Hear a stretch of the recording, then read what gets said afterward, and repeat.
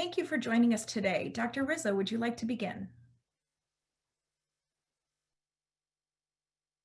Dr. Rizzo, you're on mute. I'm glad to begin. Happy St. Patrick's Day, everybody.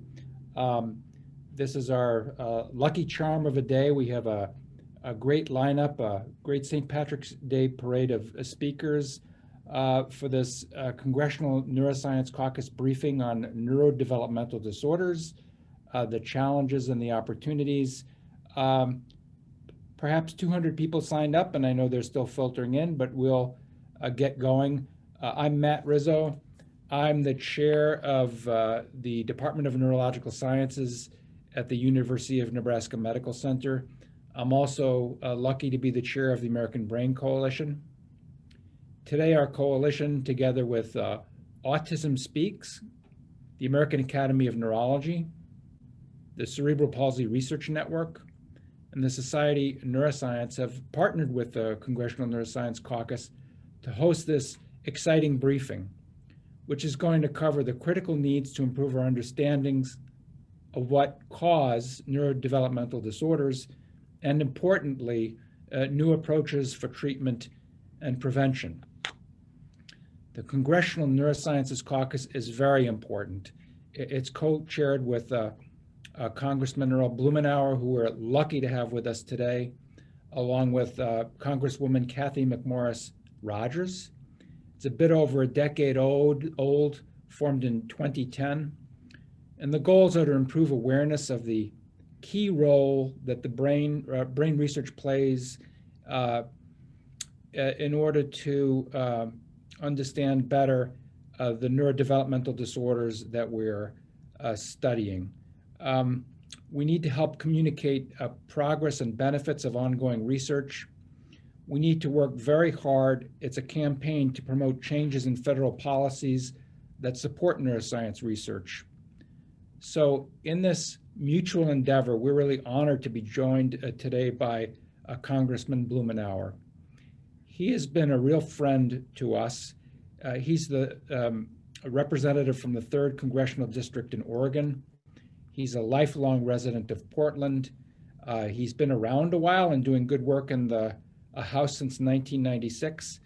And he has a really key role on the Ways and Means Committee and working hard to promote healthcare access and environmental reform. Also, being a tireless champion for people who suffer with neurological and psychiatric disorders. And for the researchers who are really working hard together, you'll hear some of it today, on understanding these disorders and developing cures to mitigate their impact on patients and families. So together with Congresswoman McMorris Rogers, Congressman Blumenauer is co-chairing, as I mentioned, the Congressional Neuroscience Caucus. We are so grateful to have their leadership and hard work on these critical issues that we're going to talk about today. Thank you, Congressman Blumenauer. Happy St. Patrick's Day, and take it away, please. Thank you very much, Doctor. I appreciate the kind introduction, and I appreciate your being with us here today.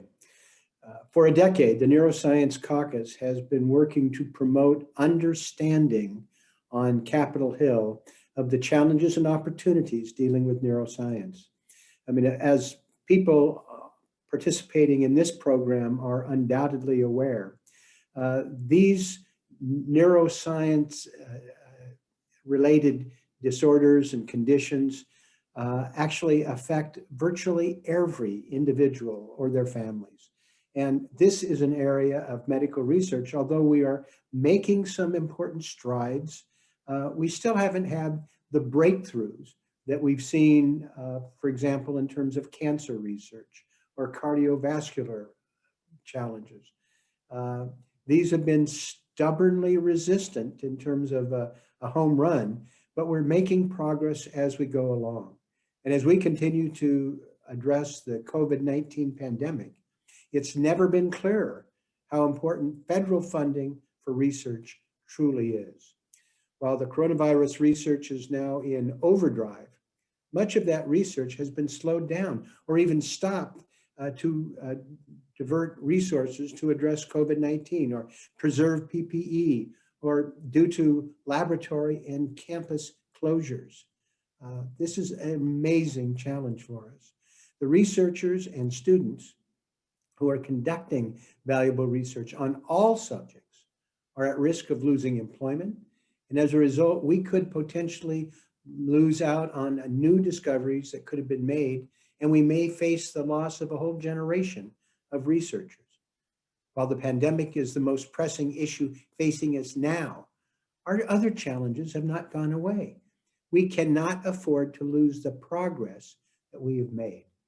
That is why I strongly believe that Congress must continue to provide predictable funding so that we do not lose valuable research or, as I mentioned, the researchers due to the pandemic and the economic fallout.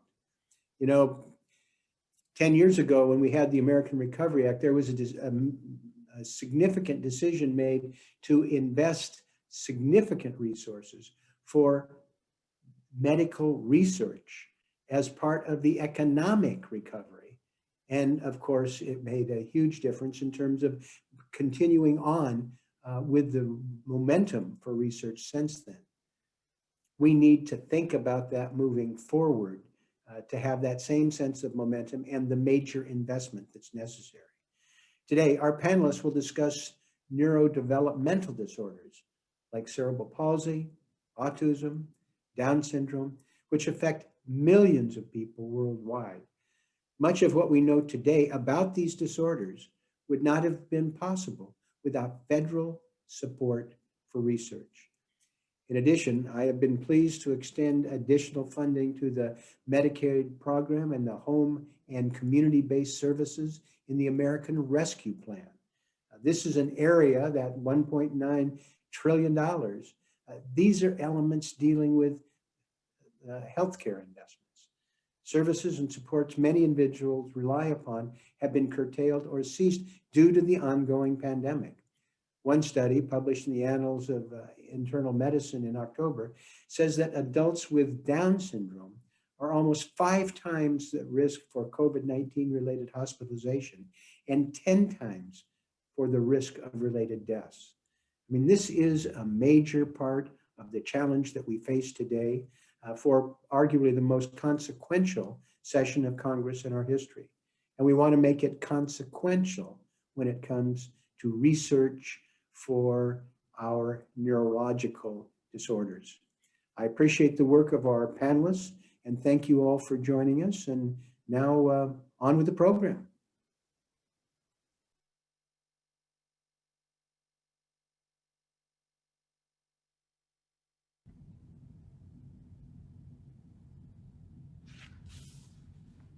Thank you. Dr. Rizzo, you're up. Well, I think I'm turning it over to you at this point, Donna. Great. Thank you, Dr. Rizzo. I want to thank Congressman Blumenauer. Again, just to say I am really thrilled about today's briefing, and you're going to hear a bang up a series of talks from Dr. Aravamathan, Dr. Lefcourt, and Dr. Patel. So it's all yours, Donna. Great. Thank you, Dr. Rizzo. Hi, I'm Donna Murray, and I'm here from Autism Speaks, and it's a pleasure to be partnering with this group on this very important discussion today. We're thrilled that we have 3 excellent speakers with us today. We'll first hear from Dr. Bhuma Aravimunthun, Assistant Professor of Neurology, Division of Pediatric Neurology, Cerebral Palsy Center at Washington University in St. Louis. As a physician scientist specializing in pediatric movement disorders, Dr. Aravimunthun is particularly invested in the center's mission to foster translational research. Her clinical and research training has augmented her passion for helping the patients she often sees in the clinic, children with dystonic cerebral palsy who are functionally debilitated and for whom treatment options are limited. Dr. Aravimunthun, I'll now turn it over to you. Thank you very much for that kind introduction. Let me just get my slides up.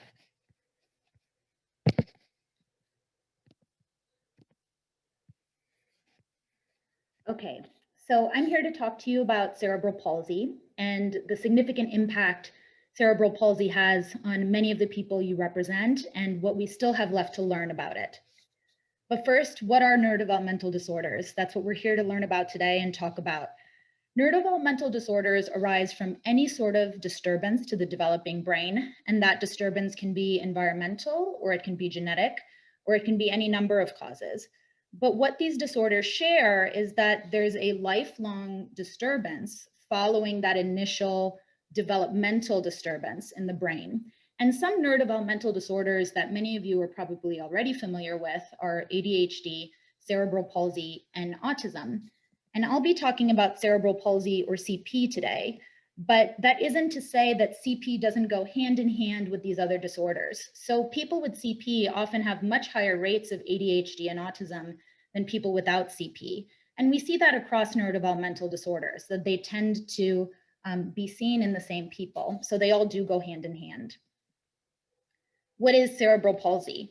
So just like all neurodevelopmental disorders, CP arises from a disturbance in the developing brain, but it specifically is defined as a problem with moving that's lifelong following this disturbance. So that means that if there's a problem with brain development as a baby, that can lead to lifelong problems moving. And motor disability is a key defining feature of cerebral palsy. The impact of CP is huge. Up to 4 in 1,000 births in this country are affected by cerebral palsy, and up to 4 in 1,000 children are affected by it. And if we just take the people with cerebral palsy born any given year, their lifetime medical and medical associated costs amount to $11.5 billion. And that's just the people born with CP in any given year. So think about the huge economic impact that this disorder has for the people you represent. It's also important to note that the impact of CP is lifelong. And CP being a lifelong disorder, we have to think about how it affects adults. So adults with CP have twice the risk of stroke, up to 8 times the risk of a certain type of spinal cord injury called myelopathy, and several other risks that can significantly impact their ability to function, including their ability to contribute to the workforce. So 1 in 3 can lose mobility. And I'm talking about losing the ability to walk in some cases when you're in your 30s, so really young adulthood. And the majority of people, or adults with CP, suffer from chronic fatigue and chronic pain.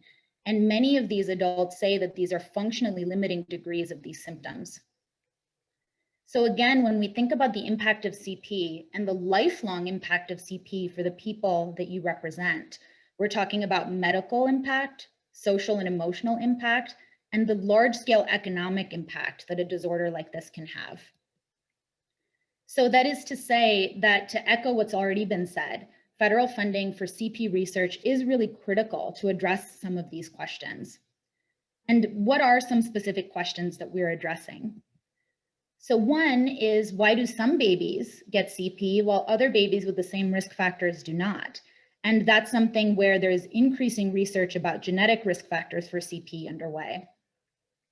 How do we tell the difference between different types of movement problems in CP? And the reason this is important is because these different types of movement problems can exist in the same person, and they all need to be treated differently. So it's important to diagnose them appropriately. What are the best treatments currently available for CP? And this is a much harder question to answer than you might think. So for many of the movement problems in CP, we still don't have a clear idea of what medications that are currently being prescribed are the best medication to treat them. The data here is honestly quite lacking. So we really need to invest more research into this question. And then lastly, what are the best new drug targets for CP? I'm going to focus on these 2 questions because these are both a focus of my lab. And I want to highlight that these are really basic research questions about diagnosing and treating CP. So even though I obviously think they're important, we really have quite a ways to go if these are the basic questions that we're working on answering right now. So movement problems in CP are really a mixed bag. Sometimes some muscles can be too tight, and there are different types of tightness that we can diagnose. Some muscles are too loose. Dystonia is a specific movement problem in CP that I'm interested in. And dystonia is defined as when you're trying to move, so what we call a voluntary movement trigger, muscles you do not want to contract do so out of your control. And we call that overflow muscle activation. So what that means is, let's say you're trying to lift your arm, but instead of actually lifting your arm, you end up twisting your arm backwards in a really painful position and it gets stuck there. That's the kind of issue people with dystonia and CP have to face every day. Here are examples of some positions associated with dystonia. And you can see that if you get stuck in these positions, how painful they might be, let alone how functionally limiting. Think about how if every time you tried to move, your body does something you didn't want it to do. Dystonia is common in CP, so up to 80% of people with CP can have some degree of dystonia. It's debilitating, like we talked about. It's one of those movement problems that can be really hard to treat. The medications that we use currently for dystonia, we're still trying to figure out which ones are the best ones, and we need more research invested in that question. And dystonia is also underdiagnosed, which I think is a huge problem because that's really the first step that we need to do in order to treat it. Current dystonia diagnosis, the status quo, gold standard, is expert consensus. And that's a group of experts sitting in a room, looking at a patient video and saying, I think this person has dystonia or maybe not, and then having a discussion about it, and then deciding it as a group at the end, yes, this person has dystonia or no, they don't. And that is the gold standard. There's no blood test, there's no imaging study, there's no number to cross-check. This is the gold standard for diagnosis. And that has huge impact across the country. Think about areas that maybe many of you represent that don't have access to these experts. And if you don't have access to gold standard diagnostic practices, that means that you don't have access to diagnosis. So think about what that means for the people you represent with cerebral palsy, what it means to not have access to even be diagnosed appropriately. So we sought out to find a new way for dystonia diagnosis. And what we did first was do a detailed analysis of what these experts are saying when they diagnose dystonia. What are the specific features they're actually citing? And then we took the videos that they actually discussed, that they analyzed. And mind you, these are videos that can be acquired in any clinic at a resolution that's comparable and maybe even a little bit worse than what many of you have on brand new smartphones. And we took these videos, used a machine learning analysis technique to analyze them and label the parts of the body that we were interested in identifying dystonia. And then we wrote code to automatically calculate numbers that correspond to the features the experts cited. So we used machine learning techniques to calculate these expert cited features. And using that, we were able to achieve 93% sensitivity and specificity for an expert defined diagnosis. So that means 93% of the time when an expert said there was dystonia, this automated method also said there was dystonia. And 93% of the time when an expert said there was not dystonia, this method also said there was not dystonia. So that's pretty good. And if you think about what that means and what a technique like this could mean once validated, it could really increase the access of dystonia diagnosis to areas that may not have been able to access it before. And it might make a practitioner consider a dystonia diagnosis and say, maybe I should refer this patient to an expert so they can get the treatment they need and they can have their diagnosis confirmed. The other great thing about diagnosis is that it can help us lead to treatments. And I said before that each of these movement problems in cerebral palsy can overlap and that they all require different treatments. So what if we took the way that we can diagnose dystonia in people, in babies, and we used it to diagnose dystonia in mice? Could we use mouse models and diagnose dystonia in mice to find new treatment targets? And I think we can. And one of the ways we're trying to do this is by using a technique called designer receptors exclusively activated by designer drugs, or DREDs. And I'll tell you why this technique is so powerful for this. If you were to look at a slice of the brain along this dashed line, this is a mouse in profile. And in this schematic, you can see that there are multiple different brain cell types in any given region of the brain. But what we're trying to achieve is cell type specificity.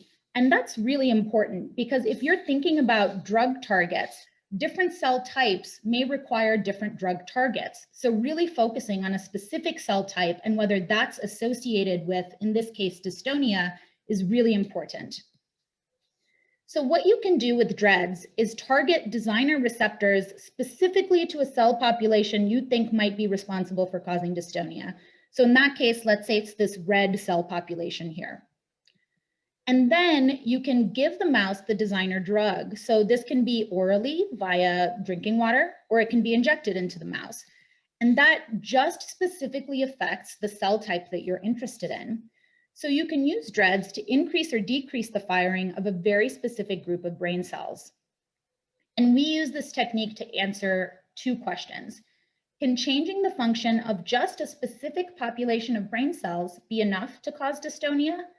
And if so, how long do you have to have these cells be abnormal in order to cause dystonia?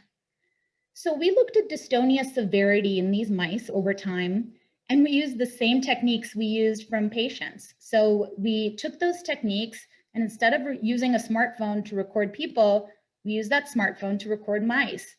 And we looked to see first, in mice that just received the designer drug that didn't have the designer receptor expressed, meaning these are mice where these specific population of brain cells were unaffected over time, there was no change in dystonia severity. But if we excited the specific cell population we were interested in, dystonia severity got worse over time. So what does this mean? These specific brain cells, if they're enough to cause dystonia, they might be treatment targets for dystonia. And second, because it takes a while for these brain cells to be abnormal to cause dystonia, there may be a time window where we can intervene before dystonia even starts. So take homes from this. I hope you have impressed upon you that the impact of CP is high. It's common, it's costly, and by definition, it's disabling. There's still a lot that we need to know. Basic research on CP diagnosis and treatment still need to be done. But there are a lot of researchers out there who are working on it, and I've shared some of that research with you today. And last but not least, I really think this is the take home. Federal funding for CP research and for neurodevelopmental disorders in general is really critical to help answer these questions. I'd like to acknowledge my mentors and collaborators, my students and trainees, funding, including from the federal government, the National Institute of Neurological Disorders and Stroke. And please feel free to contact me through email, Twitter, and visit my website as well if you'd like to learn more. Thank you. Thank you so much, Dr. Arvind. That was incredibly informative. Really appreciate it. Our next speaker is Dr. Francis Lefcourt, Professor of Cell Biology and Neuroscience at Montana State University. In recent years, Dr. Lefcourt's work has focused on the genetic disease, Familial Dystonomia. So I'm sorry about that, Dr. Lefcourt, I'm sure you'll correct me, which devastates the sensory and autonomic nervous systems. Dr. Lefcourt's lab has successfully created several animal models of this disease, which will allow scientists to test a variety of drugs and to treat the disease in humans. Her work has been funded by the National Institutes of Health since 1995. Dr. Lefcourt, I'll now turn it over to you.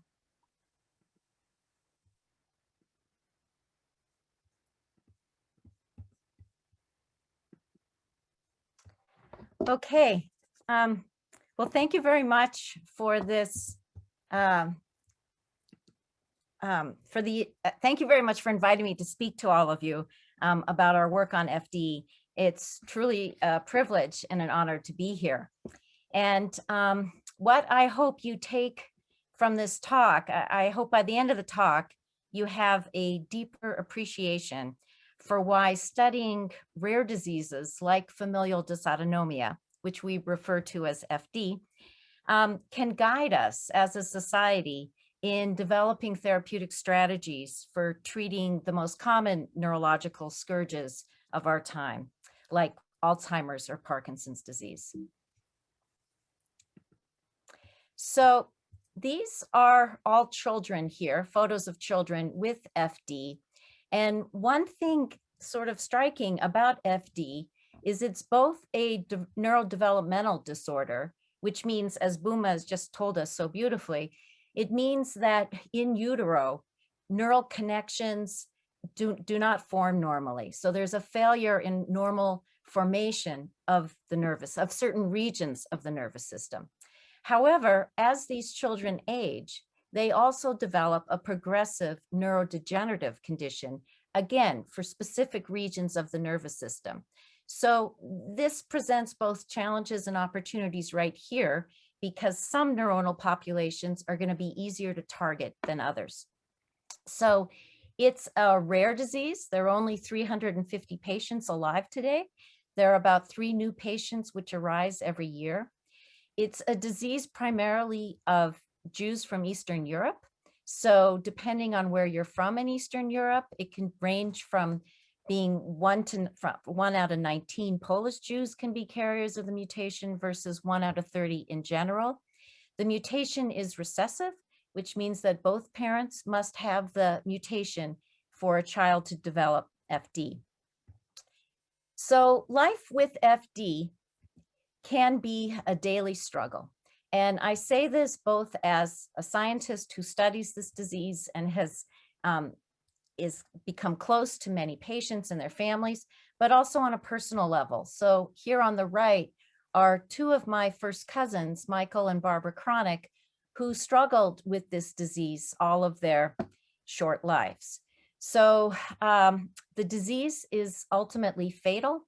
50% of people with FD typically die by age 40, mostly due to sudden death during sleep, which reflects the fact that one of the major culprits in this disease is failure of the autonomic nervous system to function normally. So the autonomic nervous system is that part of your nervous system that you're not really conscious of, that maintains your blood pressure, your heart rate, your kidney function, but it's what helps you get out of bed in the morning. So when you go from horizontal to vertical, you need your autonomic nervous system to kick in to raise your heart rate such that you can stand and not faint. And so it's this part of the nervous system that is really tends not to work well in people with FD. So hallmark symptoms of this disease are cardiovascular instability, fainting, problems with swallowing and feeding, which can lead to aspiration, recurrent pneumonia. Some patients also have what are called autonomic crises, which are marked by retching and vomiting. Patients often have renal failure, decreased pain and temperature sensation, and scoliosis. And as patients age, they often become progressively blind. So this is one of the progressive components of this disease. I can say on a personal note that for my 2 cousins, they dealt every day with all the cardiovascular problems, with the autonomic crises. But when my cousin started to lose his vision, that really was sort of a last straw. That really sort of killed his spirit. So the blindness in the older patients is definitely something we want to address. Also, as they age, patients develop a more unsteady, uncoordinated gait. So here's this rare disease. Why should the US invest funds in researching rare diseases? So first of all, rare genetic diseases are not so rare. A rare disease is defined as affecting less than 200,000 people, but there are over 7,000 rare genetic diseases in the US, and in total, they affect about 25 to 30 million people. And 1 of 3 of these diseases affects the nervous system. So the need is great, but because of each disease having a small patient base, pharma and biotech companies tend not to develop therapeutics for them. However, left untreated, patients will often require expensive national resources throughout their lives. So for example, some of these genetic diseases can cause epilepsy, but only when children become like 1 or 2 years old. That epilepsy will then progress into a form of autism and intellectual disability, but that disease could have been treated when the children were 1 or 2 years old. So one can argue that it's much more economical to invest in treatments early and upfront. Especially so because for many of these rare genetic disorders, since we know the genes that are mutated to cause these diseases, we can now start to take advantage of all the state-of-the-art therapeutics that are rapidly being developed and to try to treat these diseases early on. So a solution would be to invest funds into research and development to develop therapeutics that could correct these mutations that can cause some of these genetic neurological disorders. So what would that roadmap look like for treatment for these disorders? Well, once you have a gene and you know the mutation, then as Booma explained before, you can develop a mouse model and you can then study that mouse model and try to verify if that mouse actually recapitulates the human phenotype of that disease. So does it have the neurodevelopmental problems that the patients suffer from? And if so, then you have a great platform for developing therapeutics for that disorder. So for example, state-of-the-art techniques include things like antisense oligos, doing different forms of gene therapy, using small molecules that can correct production of the missing protein, and gene editing techniques. And these have been applied successfully to already forms of retinal dystrophy, to spinal muscular atrophy. And so the technology is in hand. And with that, if we can get these techniques to work in mice, then we can translate to humans and do clinical trials. So let's talk a little bit about FD now in particular. So what causes FD? So FD is caused by a mutation in a gene called ELP1. This mutation prevents the normal processing of the ELP1 messenger RNA. And this is shown here. So normally your messenger RNA, well, to make the messenger RNA, you have to put different exons together. And this would be exon 19 here in green and exon 20. And they have to be fused together in a process called splicing. And if this happens normally, then you make messenger RNA for your gene. However, what happens in FD is there's a mutation, a very specific mutation in between two exons. And that region is called an intron. And if that mutation is there, that makes it very difficult to put these exons together. And so what happens is, as you can see here, we have a mistake. We are going from exon 19 to 21, and exon 20 has been excluded. And that makes for a mutant messenger RNA. And as a result of that, we have reduced levels of the protein that would be produced by that messenger RNA. And it turns out that neurons with reduced levels of ELP1 protein do not function well and tend to die. So what's interesting is that this ELP1 protein is part of a complex of 6 proteins. And this whole complex is absolutely fundamental for nervous system development and maturation. And so I've told you about mutations in ELP1 causing familial dysautonomia. Well, it turns out there are rare genetic mutations that have been identified in people in the genes, in other genes of this complex. So for example, there have been rare occurrences of mutations in ELP2, which can cause an intellectual disability in those patients, mutations in ELP3 that can cause motor neuron disease, a developmental form of motor neuron disease, and mutations in ELP4 have also been associated in people with intellectual disability, with autism, and with epilepsy. So what this tells us is that by studying one rare genetic mutation, it can broaden our understanding of the underlying causes for other more common neurological disorders. So why does loss of ELP1 cause neurons to die? And you can see these neurons here in sort of a green teal color. These are neurons that are most likely going to die in FD. So one clue we had is that we know neurons need a lot of energy. They are very metabolically demanding. And we also knew that in Alzheimer's and Parkinson's disease, these energy producing structures inside the cell, which are called mitochondria, we knew that they were impaired. And actually, we even had data from a few FD patients that it turned out they had impaired mitochondrial function.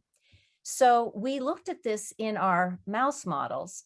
And here on the left, you can see a normal healthy mouse neuron stained with two different markers for mitochondria. And in red, you can see these are nice, healthy mitochondria. And this is telling us that the mitochondrial membranes are intact. It's normally polarized. In the green, we can see some actual structures of some mitochondria, and they're healthy looking, normal looking mitochondria. To the right here are is a neuron in red and in green that is from an FD mouse. And you can see the mitochondria are not red, which means that they're not normally polarized. They're actually depolarized. And if you look at the structure of the mitochondria, they're much more fragmented. And as a result, if you look over here at this graph, the energy that's produced by these cells, so the energy in cells is called ATP, there's a significant reduction in energy production in neurons that are lacking ELP1, so in FD. However, in collaboration with Mike Brownstein, we identified a compound called BGP15, which if given to FD neurons, and that's what's shown here in this last panel, now these neurons have healthy polarized mitochondria, and the shape of their mitochondria are much more normal. And so not only is this a promising direction for therapeutics for FD by targeting mitochondrial function, but it also, of course, raises the question of whether drugs that improve mitochondrial function could also be used in other more common neurological conditions. So how do we move forward as a community? And I make this point because I think for these rare genetic diseases, it really takes a community. And so about 50 years ago, families that have FD family members formed a foundation, and it exists today, called the Familial Dysautonomia Foundation, which formed a scientific advisory board, which works closely with the neurologists and other clinicians that treat the FD patients and their families, and are collaborating with people like me, the research scientists studying FD. And we have been fortunate enough to receive some grants from the NIH. And together we are working to try to develop therapeutics for FD. And so what our sort of current targets are is our goal is to develop therapeutics that will elevate levels of the missing protein, ELP1. And so one group we're working with is that of Adrian Krainer, who's at Cold Spring Harbor Labs, and he's developed antisense oligos, which can increase ELP1 levels. Our lab is trying to do gene therapy, especially for the retina, so we can prevent patients from going blind. And we're collaborating with Claudio Punzo at UMass Medical School and Elisabetta Marini at MGH Harvard. And then another lab at MGH Harvard, Sue Slagenhop's group with Elisabetta Marini, they're developing small molecules that will increase levels of ELP1 protein by improving that splicing process. So I'll just show you one slide from work we're doing in our lab. So what we're trying to do is gene therapy, which you may have heard about in the news because it's been used successfully to treat at least 2 FDA-approved gene therapy approaches for 2 different diseases. And so what gene therapy is in this sense is to make a virus that encodes a healthy copy of the gene that is mutated. So in our case, it's ELP1. And our target is the retina because we'd like to prevent the blindness that can set in as patients age. And so here is a photo on the left of a mouse retina in which we've injected our virus that encodes ELP1. And you can see these in green are these optic nerve fibers. And what this graph on the right is showing you is that if we inject our virus, we can successfully get our healthy copy of the gene expressed, and we have about a 50-fold increase here in the amount of messenger RNA for this ELP1 gene. And so our hope is that this will prevent the death of neurons in the retina in our mice with FD. And if so, we would love to be able to translate this to humans so that people like my cousin, who was so distraught when he lost his sight, that doesn't happen to any more people with FD. And lastly, in addition to taking a molecular approach, we're also taking a systems-wide strategy for trying to come up with therapeutics for FD. So you may have heard in the last few years, it's become very apparent that the gut-brain axis is really important in influencing many different kinds of disorders, including autism, Alzheimer's disease, Parkinson's disease. And what this axis consists of is the brain actually has direct connections to the gut. And in the gut are not only trillions of microbes, but there is over 100 million neurons in your gut. So your gut is like a little brain unto itself. And the neurons in your gut and the microbes communicate extensively. And then through signals going back through the liver, affect the overall metabolism of a person, of all of us.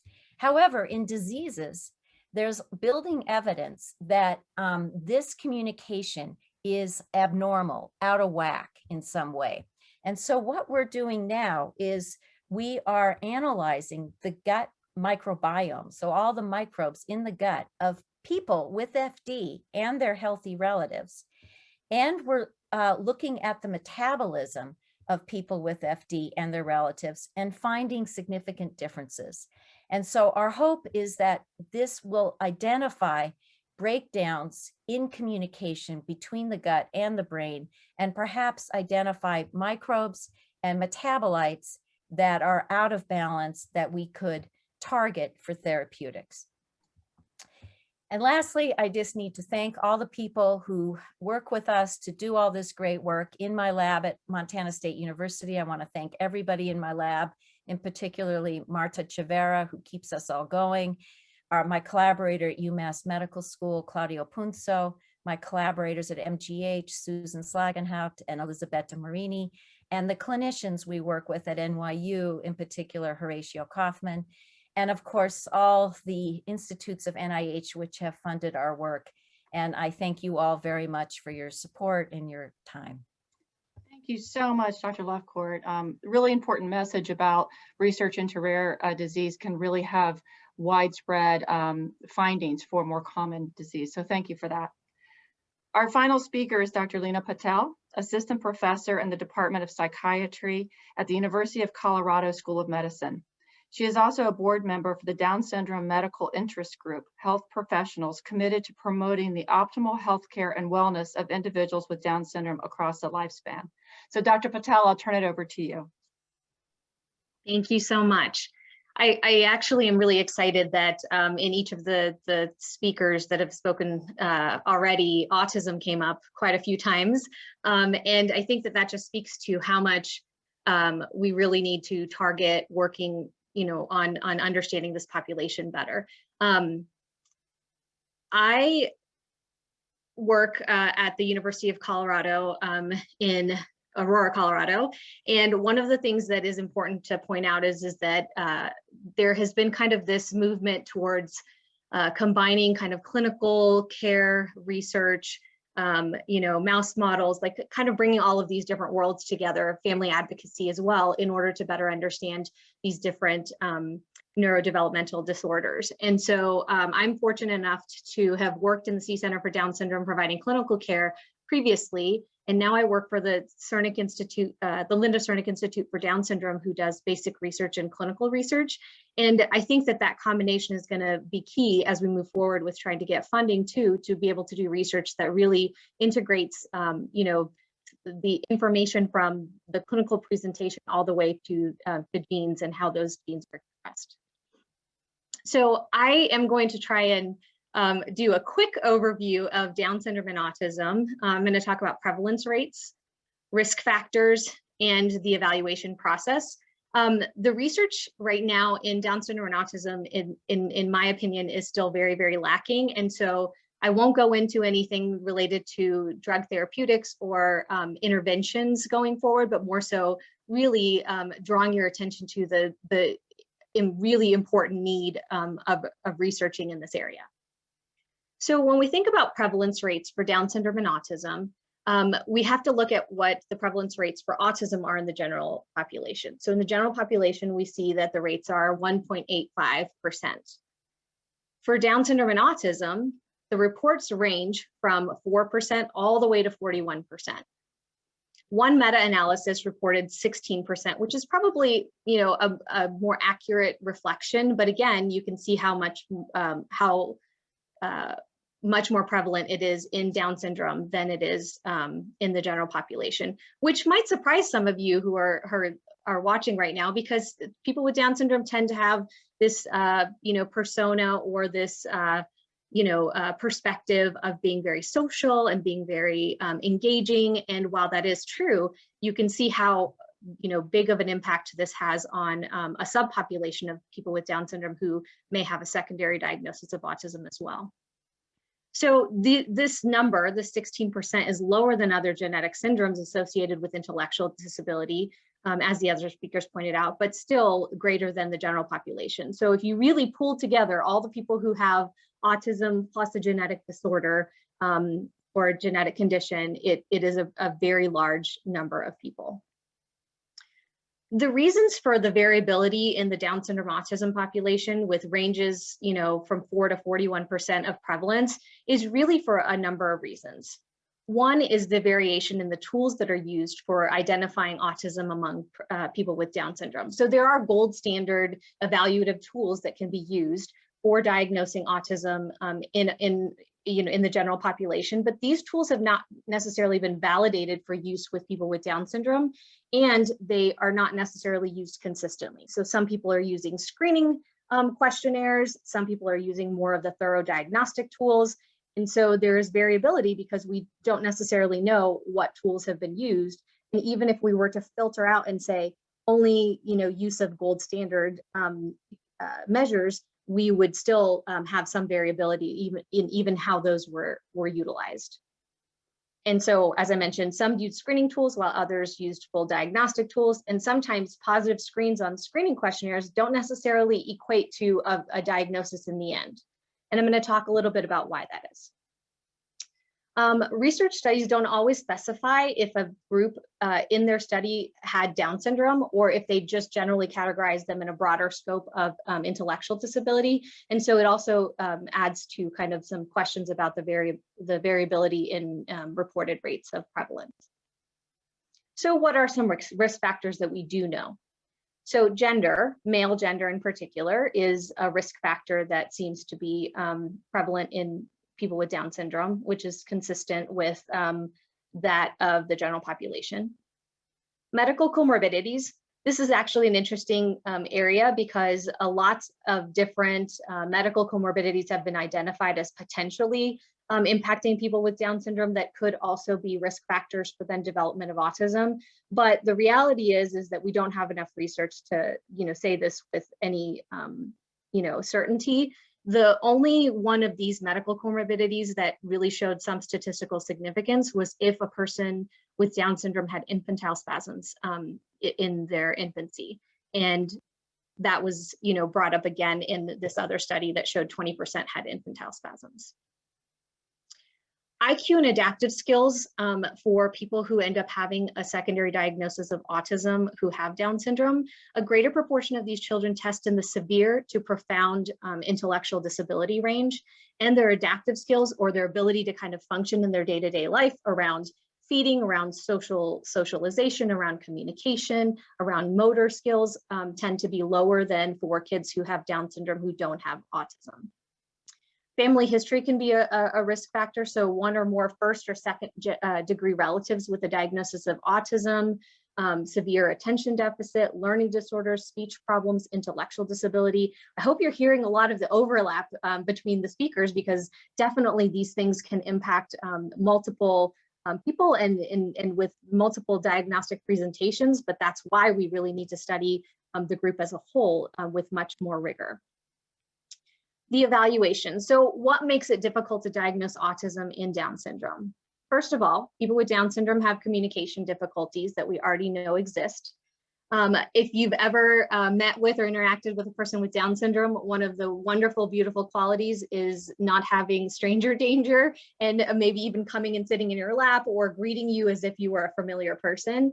While on the one hand, that may feel really enjoyable, on the other hand, it really can be a little bit reflective of this social deficit sometimes can happen also in autism.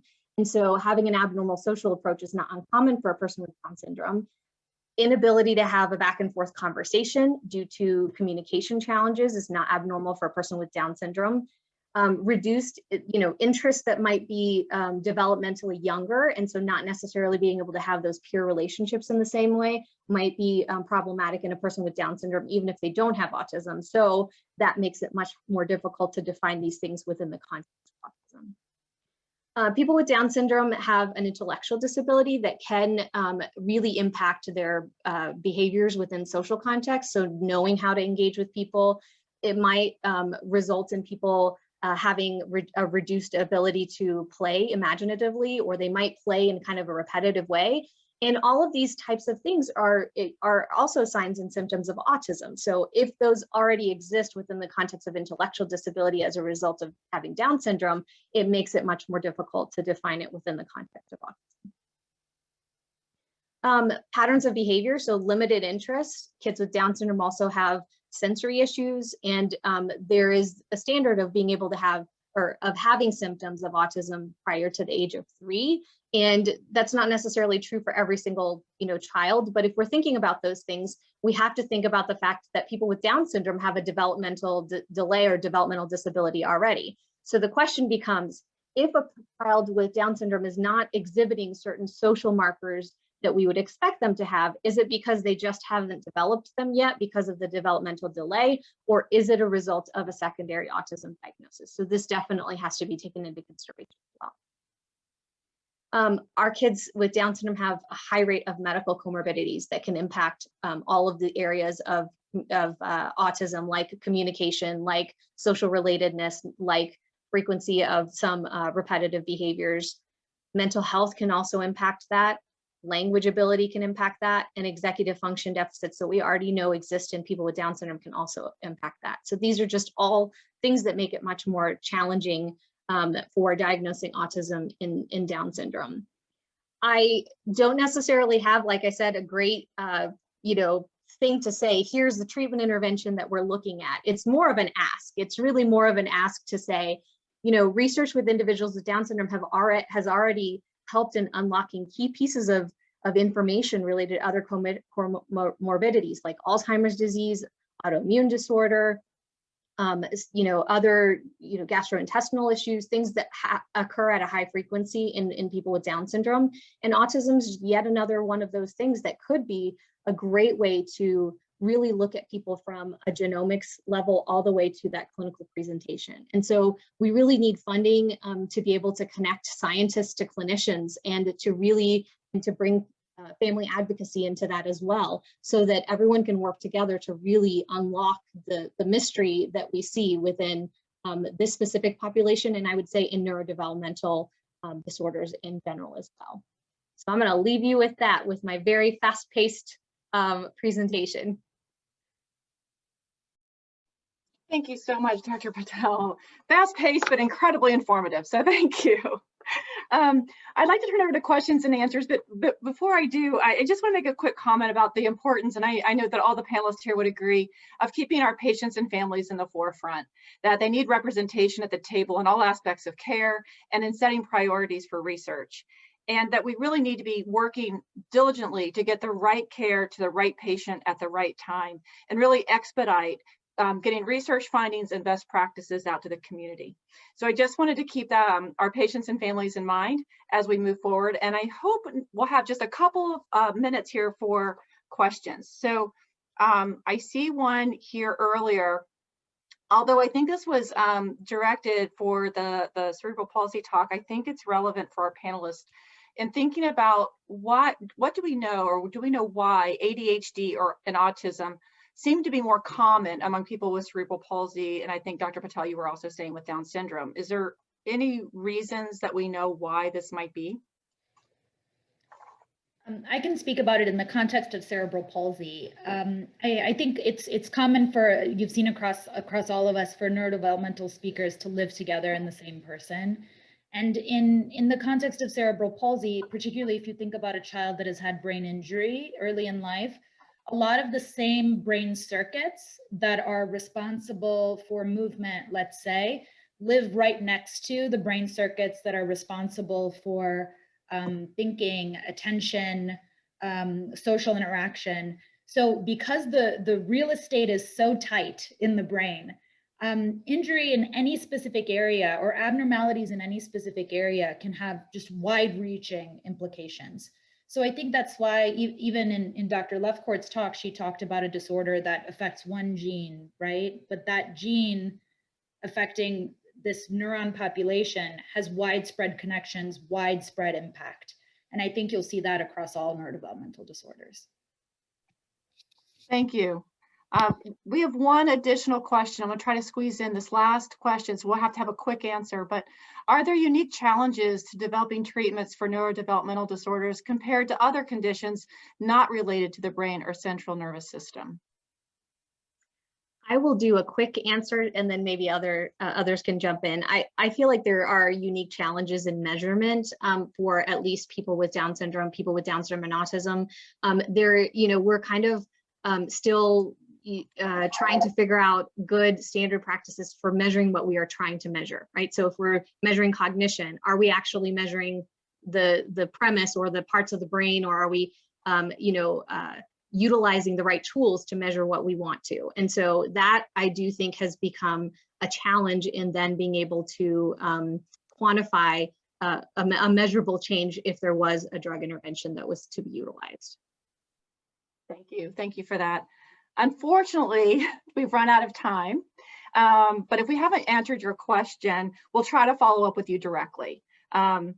We're really grateful to have nearly 150 members of Congress and their staffers, ABC members, and other supporters of the neuroscience research on the call today. For members of Congress and your staffers, we have a couple of requests. First, assure robust and sustainable funding increases for biomedical research, including mental health research, everywhere it occurs: NIH, CDC, Defense, Veterans Affairs, and so on. Second, for House staff, if your boss is not a member of the Congressional Neuroscience Caucus, please suggest they join. I wish to thank Drs. Aravan-Muthan, Lefcourt, and Patel for their thoughtful insights today. So thank you all very much. And thank you to the Congressional Neuroscience Caucus for partnering with the American Brain Coalition, American Academy of Neurology, Cerebral Palsy Research Network, Society for Neuroscience, and Autism Speaks, and hosting this briefing today. And a special thanks to Congressman Blumenauer for joining us as well. Thank you so much for joining us today. Thank you, everyone.